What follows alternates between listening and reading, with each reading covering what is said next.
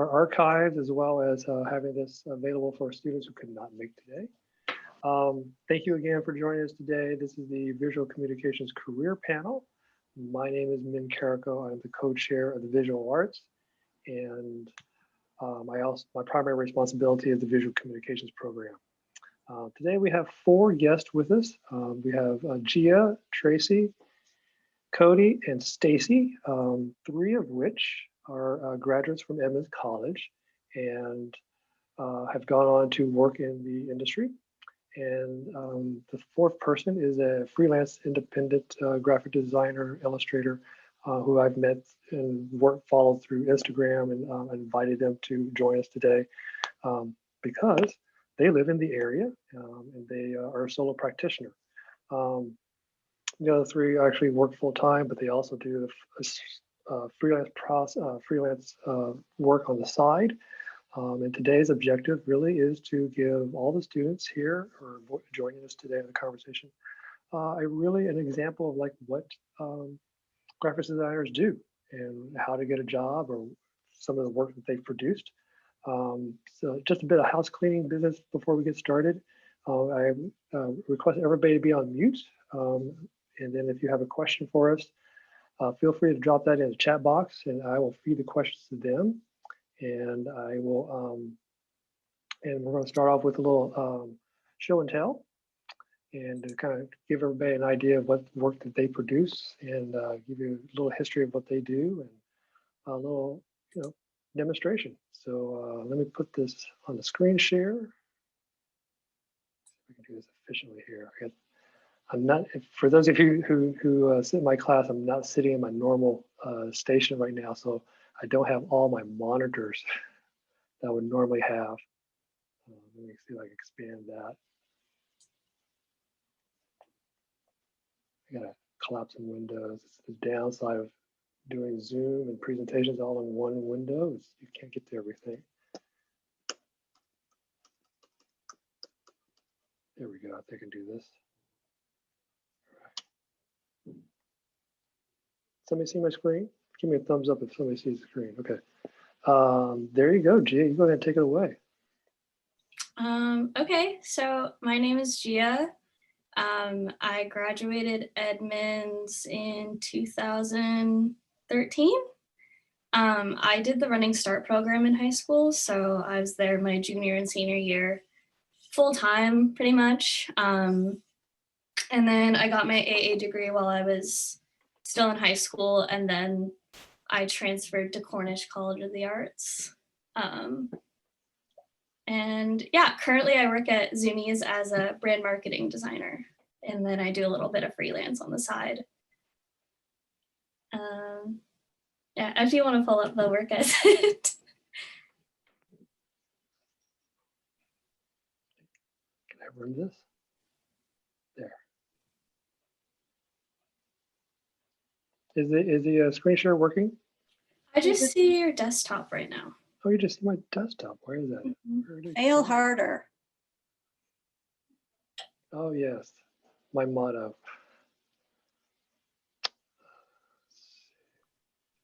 Okay. How about this one? Yeah. Okay. There we go. I'll go back to the beginning. There you go. Sorry. Is this the beginning? This is the beginning. Okay. So I work for Zumiez, like I just said.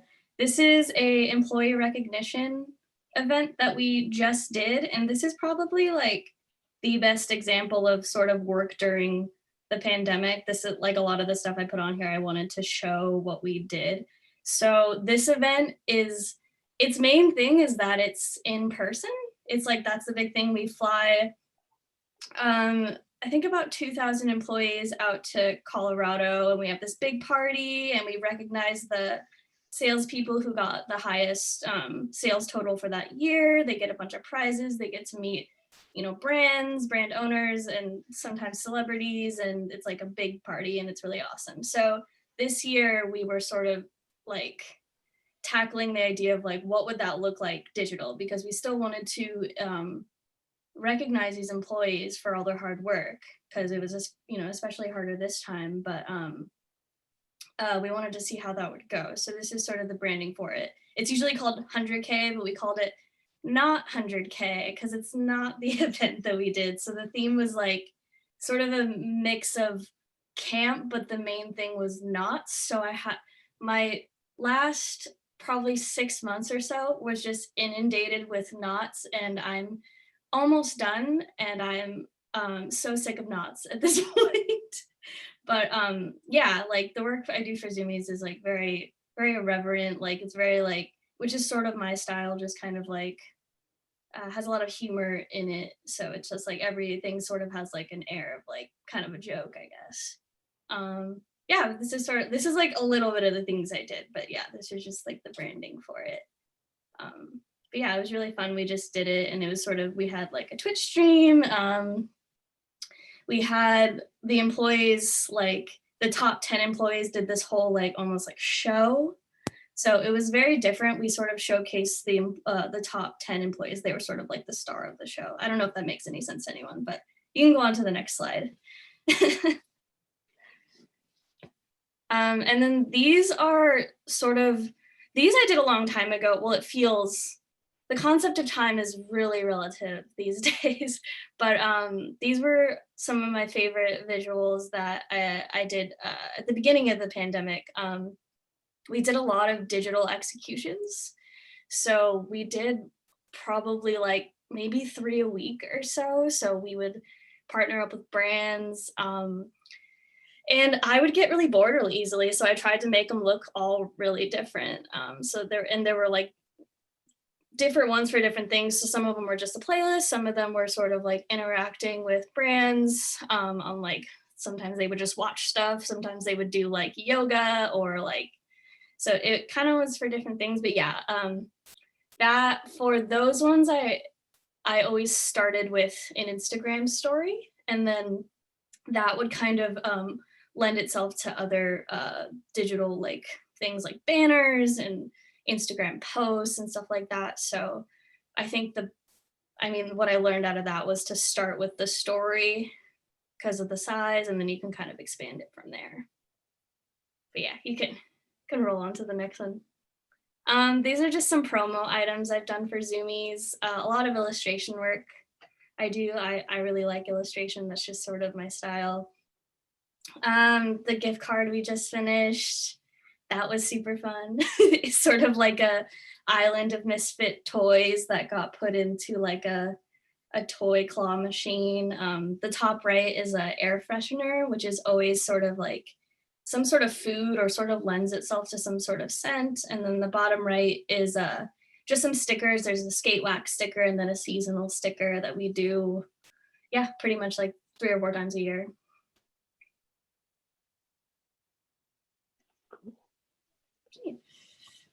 Sorry. Tracy, you're up.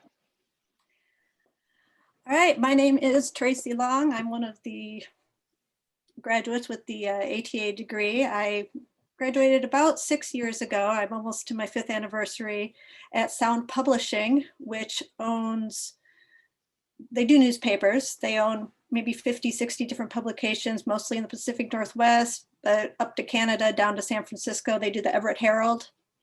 So I work on mostly South King County, so the Renton Reporter, Kent Reporter, Federal Way Mirror, Enumclaw Courier Herald. Most of my work is doing advertisements. This first slide is actually freelance. Couldn't remember the word. Freelance job. I did a couple of freelance jobs I did of book layout.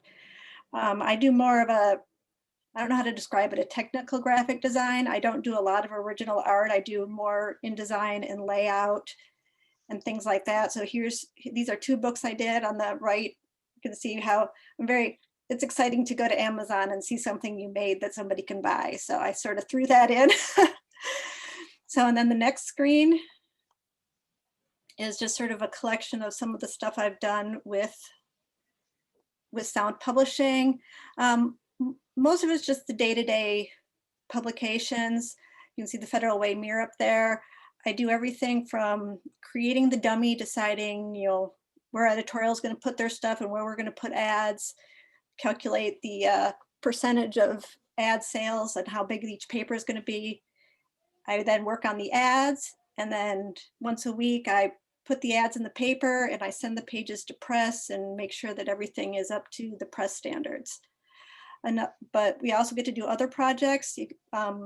We do a lot of residence guides, visitor guides, special homes magazines. You can see the Seattle Thunderbird fan guide in there. So those are some side projects that I also get to do. And in those, I'm actually doing all of the editorial and the internal design of the books themselves and the cover design. Thank you, Tracy. Cody, I think you're next. Hey everybody, my name is Cody Sershan. I went to Edmonds Community College for the VisCo program, maybe from like 2010 to 12, and didn't finish my degree then, and came back like a couple of years later to wrap it up after being very indecisive and directionless with my life. After finishing up there, I got a job at Rudy's Barber Shop, where I worked directly under the CEO there, which meant you kind of do everything. One of the more interesting things I did there was design the storefronts of the actual stores. This is an example of that, in which I had to kind of like learn sign codes and deal with neon sign manufacturers and all kinds of interesting things that were way above my head at the time. But that was a cool experience. I think my work samples I sent over is just like one thing from most of the major jobs I've had in the past 5 to 10 years. So yeah, this is a logo I made when I was with Zoomies, because after Rudy's, I made some questionable freelance decisions for a few months, ran out of money, found myself at Zoomies, which was a kind of a logical jump in their branding and kind of the brand personality. One of my favorite things to work on there was the Best Foot Forward amateur skate competition. This is a logo for that, which was based on the finals were in Boston, so the theme was loosely kind of around like witch hunts. It was like we're hunting for the best skater in the country / world. So there's a lot of mysticism and kind of Nordic runes and spooky things involved that year.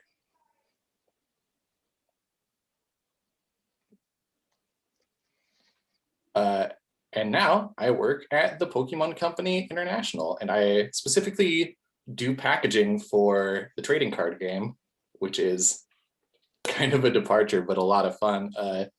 Most of the things I'm really excited about aren't out yet, so I can't really show them or talk about them.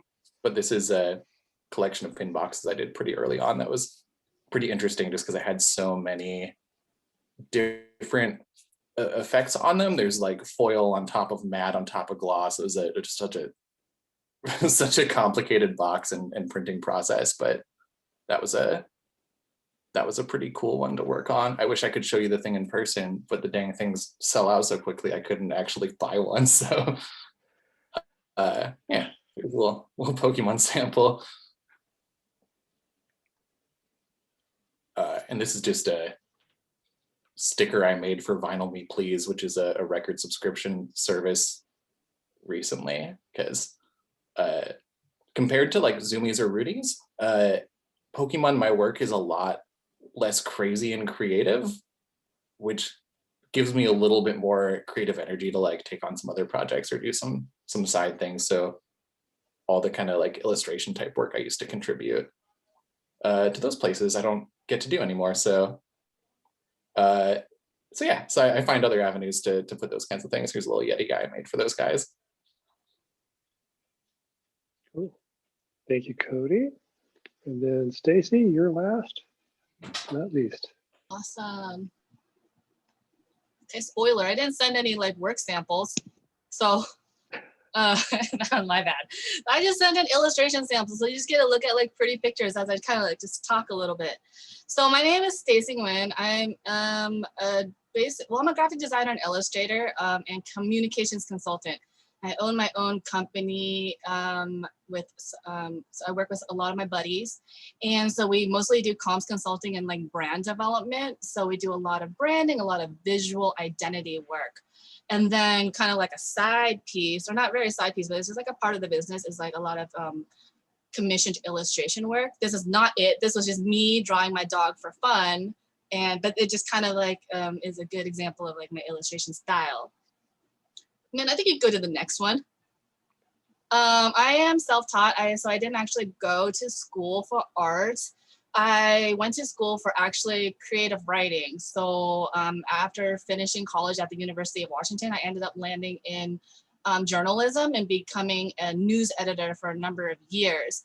And so that was kind of like the space where I really picked up a lot of my graphic design skills, learning how to kind of lay out a newspaper. Shout out to Tracy. It was really kind of, we work with Sound Publishing too, so that was really cool to hear. And so just like through that, just developed a lot of samples of work and, started just to do design on the side that eventually just evolved into a full-fledged business. I did a stint in corporate design too.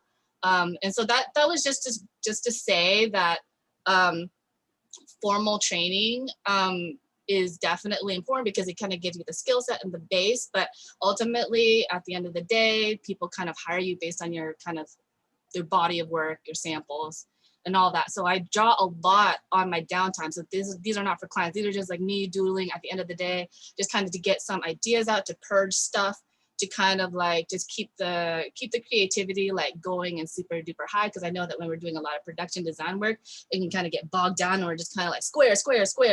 So this is just kind of like a great way to explore. And those are the samples that I sent in.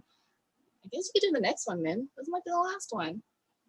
Yeah, so like on the left here is an illustration of my mom. I was like, yo, how can I kind of like reimagine my mom so she looks like badass? And then so, we came up with this ox situation.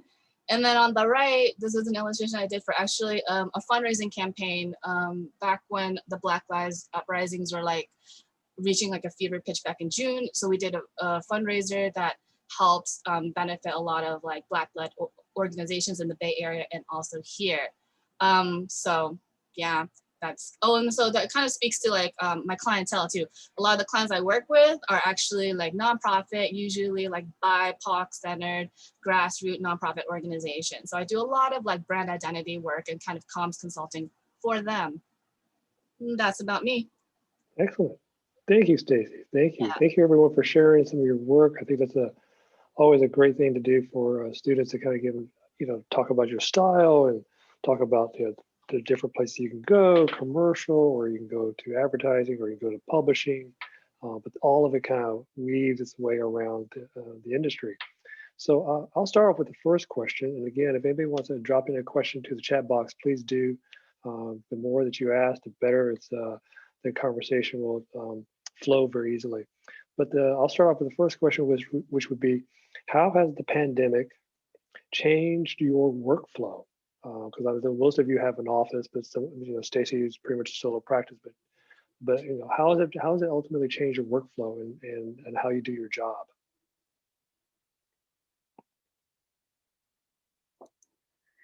For me, it's changed a little bit, but not a whole lot.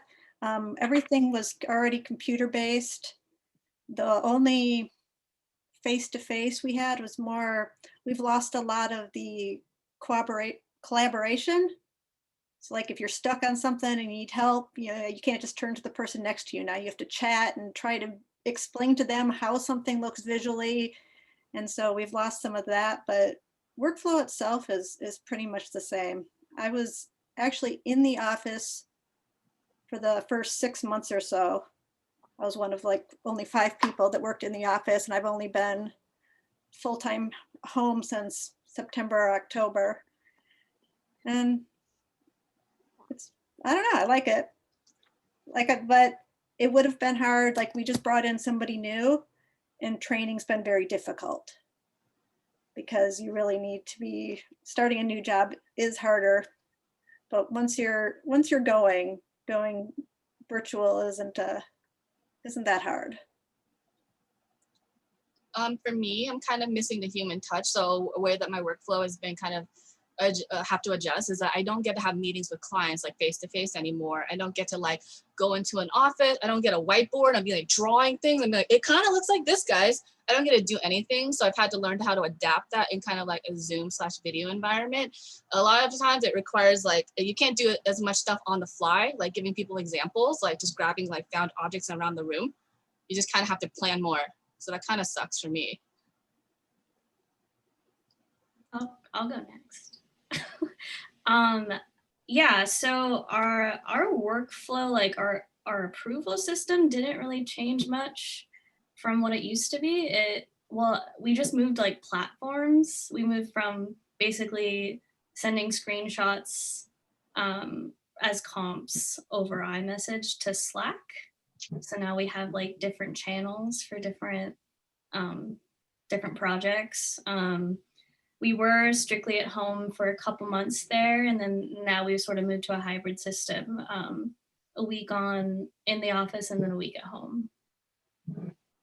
But I do miss like just my work, like our brand marketing team is a very social group, and I sort of was like really thriving off that, and I really miss that, and just being able to just go to my boss who's right there like 10 feet away and like ask a question rather than like typing it in and kind of like waiting until they're I don't know, whenever they get back to me. So it's a little tough, but yeah, it's been okay.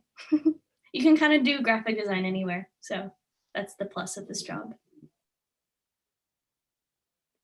Yeah, pretty similar experience over here as well. Pokemon was really reluctant at first because they're very protective and secretive with all the material and don't want anything to leak.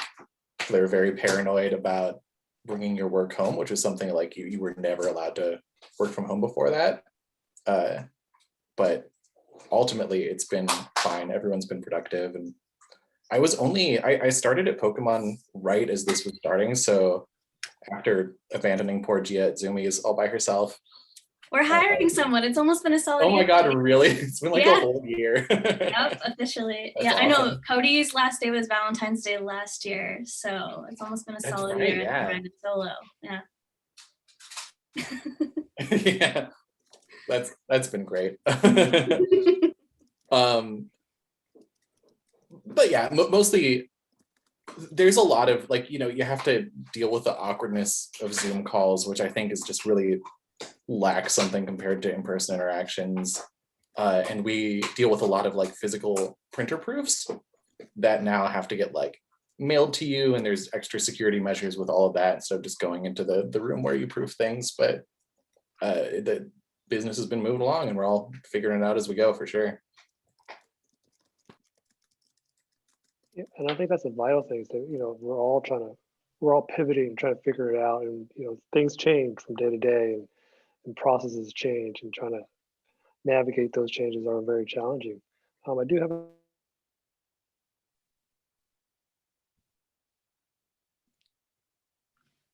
Min, you're muted. Yeah. sorry. Open question for everyone. How much research do you do, and where do you pull it from? Old art projects, other designers, photo, et cetera, et cetera, et cetera. So about research. Who researches? Yeah, research sounds a lot more bookish than what I actually do, but I definitely I've heard from other designers that they don't like to look at other design work because that kind of will like influence things. But what I think a big tip I would give is like, don't be afraid to, I'm putting a very soft copy, but what I like to do is copy like aspects of the design. So like, if I find like a color palette that's working on like a poster, I will take that exact color palette. Or if I see like a technique that in like an illustration, I'll try it in a different way, but try to like emulate that, because that will help like my own technique, if that makes sense. But I do a lot of like, I look at a lot of Pinterest. I make a lot of like Pinterest boards. Yeah, that's what I do. Yeah, I feel like after a certain amount of time, like I've been doing this for so long, I don't know if I'm ever not absorbing things in a way. Like, Yeah. I like just finished that like Castlevania cartoon on Netflix, and I'm like obsessed with some of the color palettes, for example, of like the last season. Like that's like in my mind. I'm like, yeah, maybe the next box I do, I might use this color combination, or like, but definitely like each job too, you're gonna have to do a lot of like learning the Zoomies brand is such tribal knowledge, for example, that like there's a lot of like no one can just, there's no real brand guidelines. No one can just tell you that this is correct or incorrect. It's a lot of kind of figuring out the right vibe and attitude. And Pokemon is totally the same way, even though it's a totally different kind of brand. It's a lot of like, it took a lot of trial and error to be like, what is it that makes this instantly recognizable as Pokemon cards, and what is not that? When I first started at Zoomies, I would take so long on things, and I'd look over at Cody and I'm like, why is he going so fast? Like, how do you do this? And then it just like kind of like happened over time. I kind of like learned a process that worked. But the process for that is a little bit different than, let's say, like my freelance projects. Yeah, I find myself working with a lot of the same clients with just new promotional ads. So their styles are already set. So I just do a lot of changes. Like I said earlier, it's my job is more technical than creative. But every once in a while we do get a new client, and then we have to go in, and on those I just think of the ads I've seen, over the past few years, go on Google and just randomly type things, especially when it's like it's for a spa. So I'll just go type in spa, and just get some inspiration from there for color schemes. And we use a lot of stock photos. So I'll go to Getty Images and just start typing in random keywords and find a photo I like and sort of base the design around that. In the course of my work, I actually do a lot of research because I do a lot of brand identity work. So a lot of that involves like market research, and involves a lot of workshopping, involves a lot of surveys. It just involves a lot of like just asset gathering before we do any sort of creation, like conceptual work. And that's because you just kind of need to know like other players in the market in order to kind of like create strategies to like distinguish yourself from other brands or other organizations doing similar work. So a lot of it also is not just research that we kind of is accessible online, but it's actually a lot of person-to-person like relationship building and communications too. So like, for instance, a lot of grassroots organizations want their constituencies to kind of like buy into new branding and really be taken along the journey in a rebrand. So a lot of my work involves like kind of researching who pockets of like people are, like what identities to kind of touch on, like what personas to kind of hit, all that stuff. And then just in terms of like just technical stuff, like so I forget how to do stuff all the time. I'm just like, I don't remember how you make lines anymore. And then so I'm constantly like looking up stuff like that. That's a really good point too. Like a lot of things I've learned on the job, and it's just that sort of research too. If I need to make something look a specific way, I'll have to like look up a tutorial, or like some people have like down to what to put the layer style like settings at. Like it'll be very specific. So that, yeah, I would say that's involved too. Well, thank you very much. I have a question about illustration for all the illustration folks. Do you use an iPad or tablet with an e-pencil, or do you use it all on a computer, or both? Yeah, so can I share my screen for a hot second? Sure. Let me Cool. make sure it's turned on here. Oh, thank you. I can actually, the Zoomies logo with the foot. Oh, now I gotta turn on my preferences. This is a terrible idea. I'm surprised you didn't put the gross mutant foot. I think like I'm still like it still hurts to look at. Oh my gosh. Yeah, I know. I had to go through your files the other day, and I was like, why? Oh my god, and it took so long. It's so big.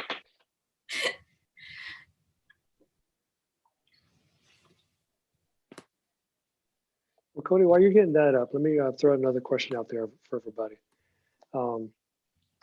So the question was, what made you want to get into design or the art field in general? And what has been your biggest struggle in pursuing this? I was a really bad dishwasher. I tried to work in the restaurant industry and I was bad at it. I cut my hands on things and I bled all over the kitchen and they said, don't come back. So I got into retail and I was really depressed because retail is a terrible place to be. And I, I was unhappy. So I worked really hard. I'm like, I like to draw pictures and to make things. And it just kind of like nothing, I can't imagine a lot of other things even being that viable of an option. We got a bleeder. Yeah. I think it was Min who said that graphic design is art for money. Like that's still something that's like seared into my brain from when I was like 17. But it just like I've always been really creative and my brother's really creative.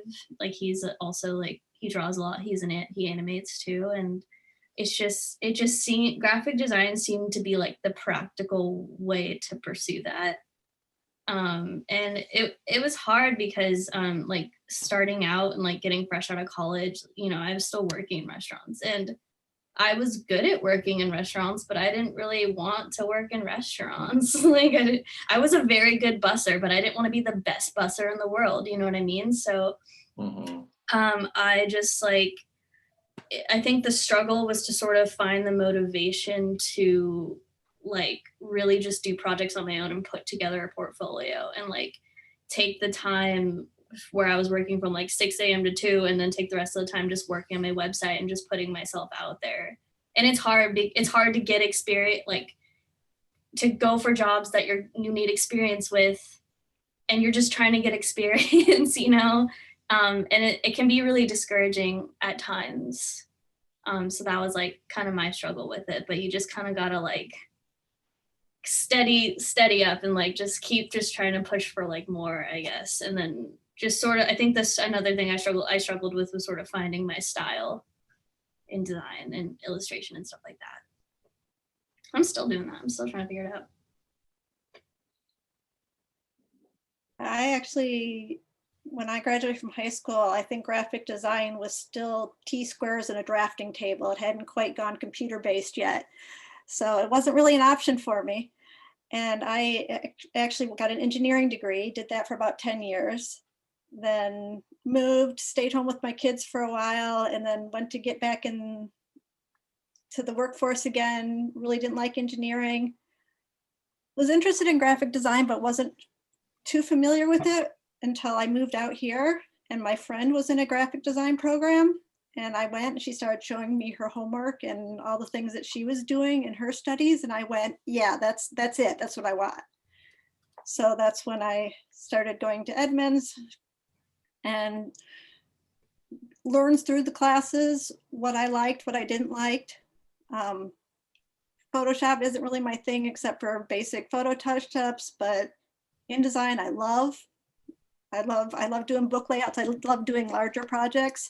So it's just sort of my specifics, my specialty has just sort of evolved based on what I've enjoyed doing during school.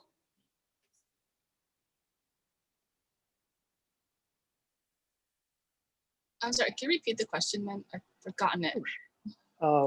Yeah, what made you get into design and what's your biggest struggle in pursuing this field? Oh yeah, what made me get into design was just I couldn't stop but do it. So it was kind of like inevitable. It's kind of like this incessant need. So it was kind of like a done deal.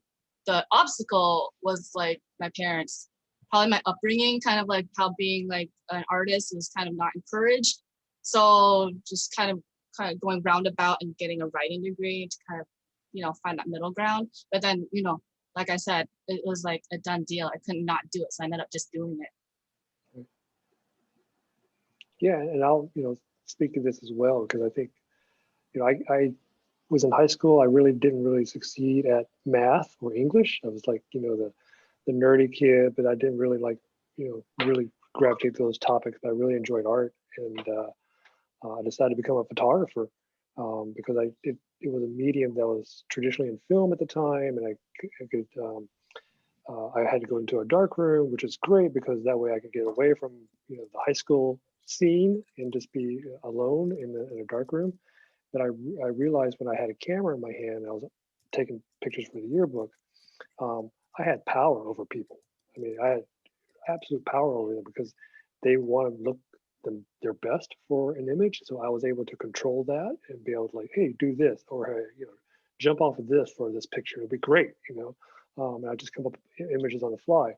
And I think the struggle was, I think the struggle is always going to be for anybody who's new into the field of trying to break into the market, getting your portfolio together, going to a meeting, saying like, hey, I can do this, give me an opportunity to do this job.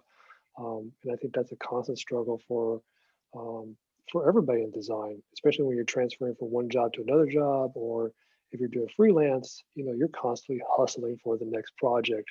Even while you're still finishing a project, you're hustling for the next project. And it was me that says that, art is for money. I mean, this is what this business is really, is a business. You can have a lot of fun and do a lot of creative things and make a lot of money on it. And you can do a lot of technical things and you can still make money on it. But it's a field that I think it's been very rewarding for me. And it's part of why I teach here. And I really enjoy just the aspects of just learning new things. I learned some weird things along the way from working with various different clients in technology and medical and all those areas.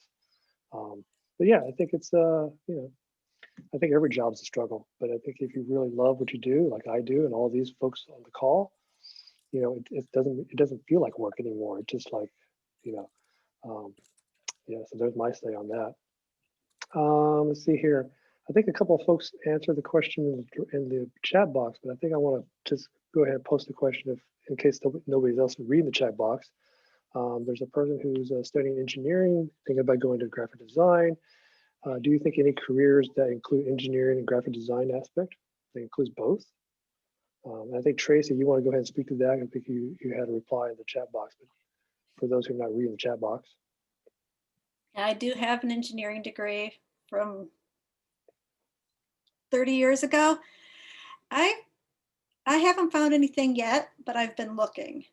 I think that doing maybe like technical manuals and being able, especially if there's like a translation issue, and being able to make it understand the technology enough that I can do a manual that's easy to read. It also looks good. So that's one of my ideal job choices. I'm just not quite sure what to Indeed search for on what that would be called. It's like a technical artist or like. Maybe. Yeah, that's like, there's so many facets you can go. I've also known people who are in engineering who tend to gravitate towards kind of like physical stuff, building props for plays, or like building out like store displays or things, or like there's like I work in packaging, but when I get a box, the engineering is kind of done. Someone else has to physically engineer this box. And that's a really interesting job too, where they're not necessarily putting the art on it, but they're like, okay, well, we have these 6 products, they need to fit in here. We're gonna display them like this. And it's a really interesting kind of engineering challenge. So in my experience, at least, I've seen engineering be creative work in different ways. It's pretty cool. One thing that I brought up in the chat box is UI design. It's a really good avenue between like what is technical and then kind of what is like more visual and graphical. It's a great bridge. Like a person who's a really good UI designer can kind of speak to a lot of like the technical brief, like the pain points, the problems. Because a lot of times when like engineers or developers design something, like it doesn't, what it looks like. It's like super hard to use and it looks like Windows 95. And then because that's when you kind of bring in the UI designer, and then they like really like make it beautiful, and it's like a frictionless experience. But in order for a person to be good at doing that, they really needed to have a technical know-how behind like what piece of technology, how it's used. So that's a good space, and it's also a very lucrative space too. It does require, it's very competitive though, so you have to work really hard in that. Yeah, I'll follow up on Stacy on that, because when we think about UI design, there's the 2 sides of the house. There's what it looks like and how we interact with it. And then there's the back end, which is the programmer to actually make it actually function and actually do what it's supposed to do. For engineers and designers are, two different breeds apart, two different breeds that kind of put that together. But what's really I see it's currently kind of trending right now is to find the unicorn UI designer, which knows the code part as well as the creative part. And those two, that combination makes them almost, in many ways, super strong because of the fact that they can talk to the coders in one way and then talk to the designers in the other way. A lot of them become more of a managerial position because they're able to bridge the gap between two different worlds. And it's really, and if they go freelance, that means you can do everything. You can do the front end and the back end, and you deliver a product, and you don't need a team or as large of a team. You can just use a smaller team.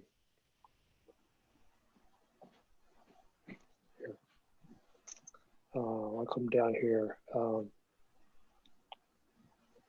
What is your favorite program to use, and what would you suggest to use? So what applications you're using? I kind of mentioned it in the chat box, but that was kind of a weird, it was kind of an interesting one because I don't know if I necessarily, in terms of Adobe, I don't necessarily know if I have a favorite because they all sort of function in different ways and have different needs for different things. But I really, like I mentioned, I really love Procreate. It's a Illustrator, or it's a illustration app on the iPad, and I use it a lot. You can also animate on it a little bit. And then you can also share it you can also upload it as a Photoshop file, like a layered Photoshop file. So you could take it from your iPad to Photoshop. I've also been working a little bit with Adobe Illustrator on the iPad. I don't know if they've updated it or I've just finally given it a chance, but I've really liked the way it works and the way it functions. And it's just been really nice to be able to actually draw vector things by hand rather than just on the computer. I'm a little bit of a weirdo because I don't use Procreate. I mean, I tried it and I'm like, nah.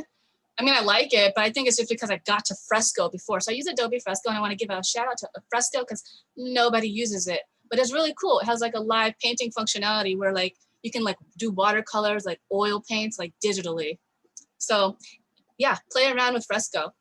I do like Fresco. I've just been on the Procreate train for so long, but there is some really fun watercolors that are crazy on Fresco. It's been really fun, yeah.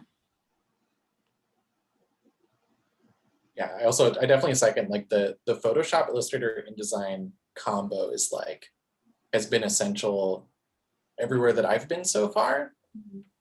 It's definitely, I've known people like Tracy is just very, very in InDesign, and there's definitely instances where I think you're really honed into one. But then following your passion in other I got really into After Effects for a while to do motion graphic stuff. That's a really fun one to work in, the ones that you can kind of expand out of and explore, just whatever you kind of click with and is fun for you. That, so long as your design is good at the end of the day, you could make it with how to, construction paper and a ballpoint pen. It doesn't really matter. I definitely whatever clicks for you and is fun to work with. I use a lot of cheap apps too on my phone. I'm always just using rando things that I download. I use PicPack. That's how I do little stop motion videos, and it just does a little onion skinning, and it's Cool. 99 cents. Yeah, I use so many things when I'm just having fun because I hate using because Adobe is a monster. It's do you really want to open all this stuff up just to mess around? No. I kind of want to bounce off what Cody said real quick, just because I think for a while, I think maybe in art school, I was sort of kind of conditioned by the professors to be no, there's one way to get to this final point. And then when I went out into the working world, I learned that you just got to get to that point. And sometimes you have to sort of be mindful of how others are going to use it. For example, if I'm designing something, sometimes it gets, I have to take it over to the web team and they have to use it for different things on the website.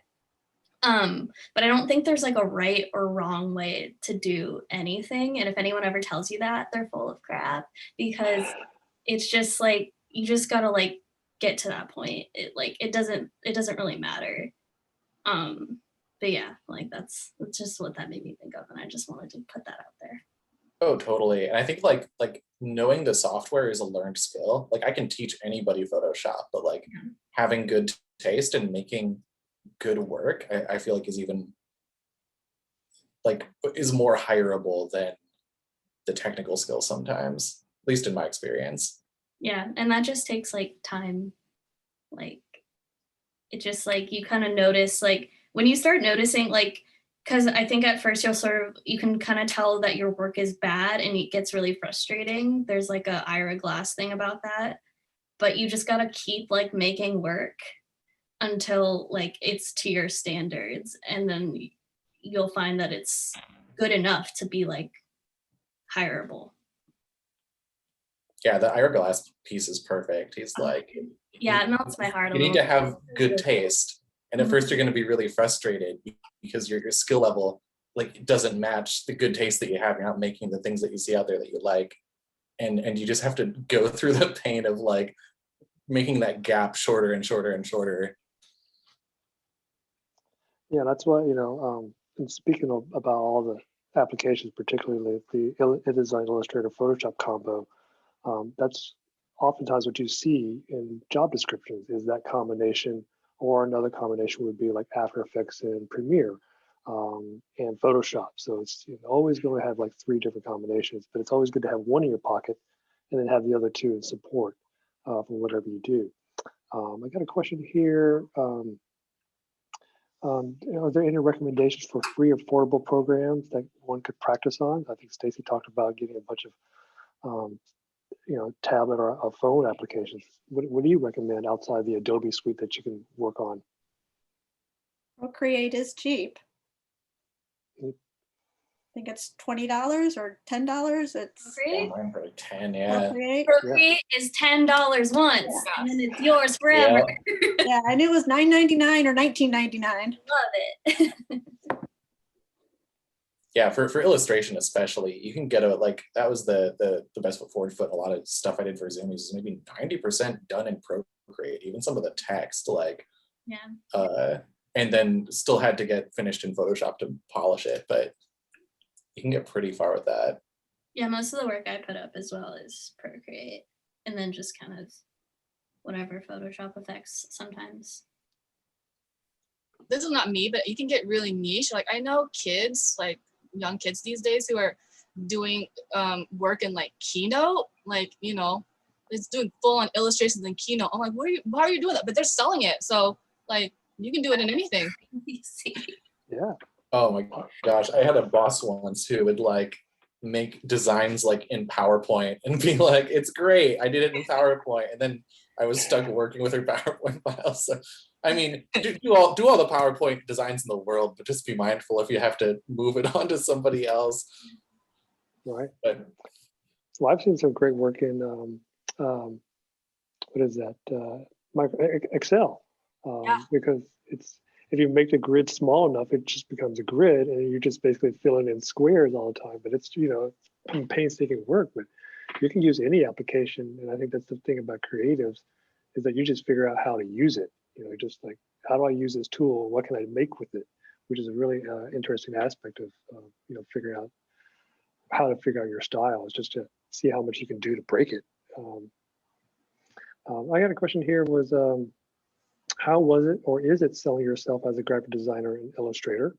Researching out to client or reaching out to clients, portfolio, social media, knowing which market company you wanted to work for or for yourself. So I think that's kind of a general question. Is like, how do you get your work? And if you're doing either looking for a job or looking for freelance work, how does that work for you folks?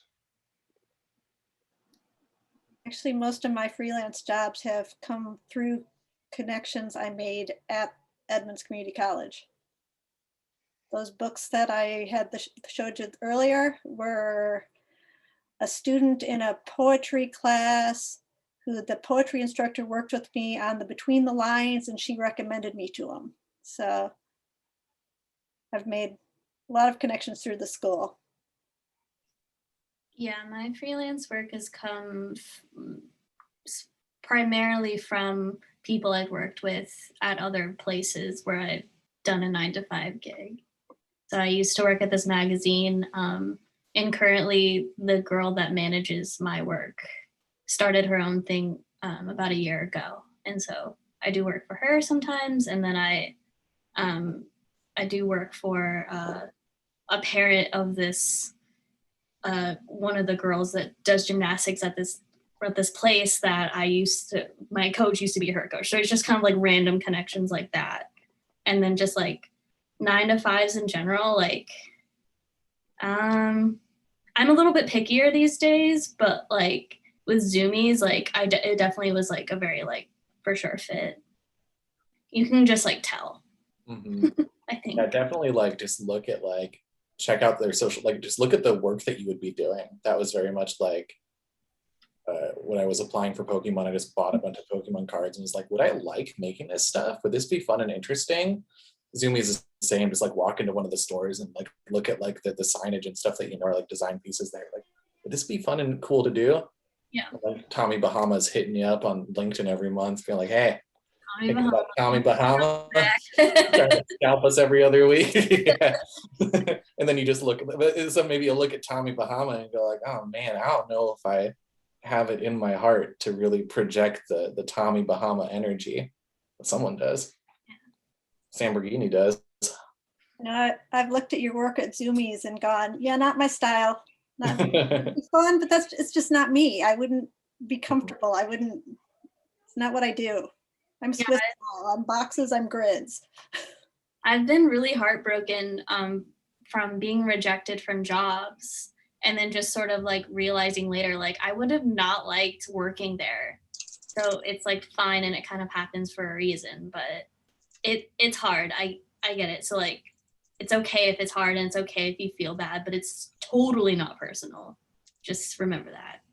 Graphic design is not a good career for the ego. There's a lot of there's like a lot of rejection and hurt feelings. There's a lot of victories and great feelings too, but man, it's It is. Stacey, I got a question for you that came in. That what kind of challenges did you experience developing your own company? Okay, I was in the midst of answering Cam. Hi, Cam. So the challenges in developing my own company was all the stuff that is not design. It actually is shocking how little I design these days because I'm always like doing admin stuff, checking emails, writing emails, like just hand-holding clients, being like, it's okay. Taxes, billing, invoicing, and managing other people, being like, yo, are you doing that? And then also when it was like less COVID-y, I was also networking constantly. And so there's definitely some, if you want to start your own company, you have to be kind of like a little bit of an extrovert. So it's constantly going to like events, going to meetings, like coffee all the time. It's exhausting. So yeah, those are the challenges. You just have to be a person that loves those things, that loves people, that loves creating relationships. And then you're okay with like not designing every day. Yeah, I agree. well It's a hustle out there. Right on. So before we leave, I'd like to say thank you for everyone for joining us today. I also like to thank Stacey, Gia, Tracy, and Cody for joining us and providing your insight about what's going on in the world. And the last question I have and this is for all 4 of you, is what advice would you have for the students who are on the call in their career or in their work process or anything that you might want to offer them in order to get them to where they want to go in the future? I have two bits of advice. One's process oriented and one's kind of like a person thing. The process thing is like, you need to hit deadlines all the time. All the time. Well, if you can't, let them know, but be good communicators. And like, so a lot of times that's more important than like the actual artistic quality of what you're doing. If you're a person that's dependable and consistent, people will hire you over a person that's like brilliant and like is really bad at like communicating and is cranky to work with. And that kind of leads me into this other thing is like, people like to work with people that make them feel good. So people just, build relationships, like really get to know people, make people feel comfortable, figure out ways to do that. And that'll get you super far. And then obviously the art stuff, but you're already preoccupied about that. So it's just the other stuff is also very important. That's really good. That reminds me of like a Neil Gaiman did like a commencement speech a few years ago where he said to get a job in a creative field, you need to do good work, do it on time, and be pleasant to be around. And as long as you have 2 of the 3, Yeah. you're gonna be okay. Like if you do great work and you do it on time every time and you're an asshole, you'll still get jobs. Yeah. Or, but if you're really wonderful to be around and you do good work, but it keeps coming in late, you'll probably keep getting jobs. It'll be all right. That's very, very good advice. I think since I'm already talking, my little tidbit would be like, always pursue personal projects. The stuff you do in your off time gets you jobs. I think Jake asked about like if anyone's working like in the gaming industry or working on video games. Like it's really hard to get a job in the gaming world for your first job. But if you keep like making your own stuff in your own time that fits in with that world and shows how much you like care about gaming and about that world, eventually it's going to keep building up that portfolio. And even if you have a resume with totally not relevant work experience, but your portfolio shows that you're like a good cultural fit for that and have that kind of work in your pocket.